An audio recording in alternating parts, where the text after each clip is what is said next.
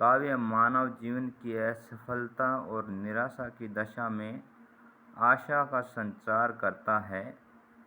जिन श्रेष्ठ और पवित्र सिद्धांतों का मनीषियों ने समाज और धर्मशास्त्रों में निरूपण किया है, उन्हें जीवन में उतार देने का श्रेय और गौरव काव्य को ही प्राप्त है।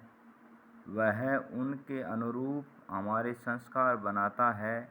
बुद्धि समझकर भी उन पर सदैव अमल नहीं करती, पर संस्कारों में उतरे भाव कार्य को प्रेरित करते हैं। वैयक्तिक सुख दुख को साधारणीकरण द्वारा सामाजिक सुख दुख बना देना काव्य की ही तो विशेषता है। अतः सामाजिक भावना और चेतना को बनाना बिगाड़ना काव्य का ही काम है। काव्य मरणशील व्यक्तियों को भी अमर बना कर सुरक्षित रखता है, यदि उनमें महान गुण विद्यमान रहे हैं। प्राचीन महापुरुषों को हमारे बीच आज भी जीते जागते रूप में चित्रित करना काव्य का ही काम है। अतः मानव गुणों को साकार और सजीव रूप में अमर बनाने वाले काव्य का मूल्य कौन आंक सकता है। साथ ही जीवन में उसकी उपयोगिता कैसे अस्वीकृत की जा सकती है। काव्य निराकार पदार्थों, भावों और विचारों को साकार और सजीव बनाता है।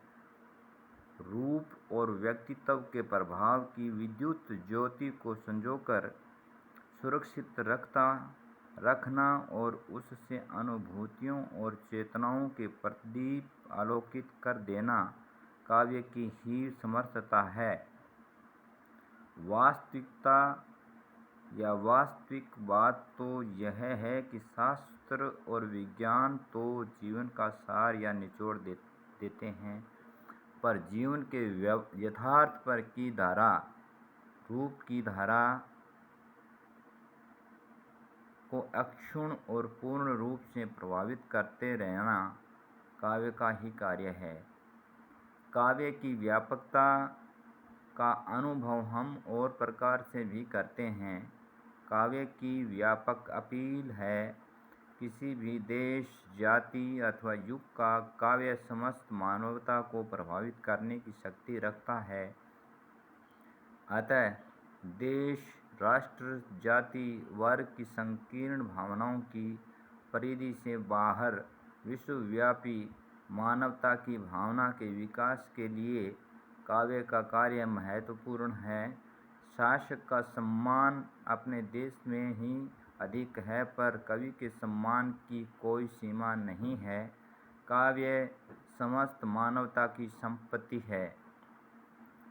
काव्य बाह्य जगत के साथ साथ हमारे भीतर के मानस जगत का भी चित्रण प्रस्तुत करता है और इसके द्वारा अनंत का रहस्य उद्घाटित करता है।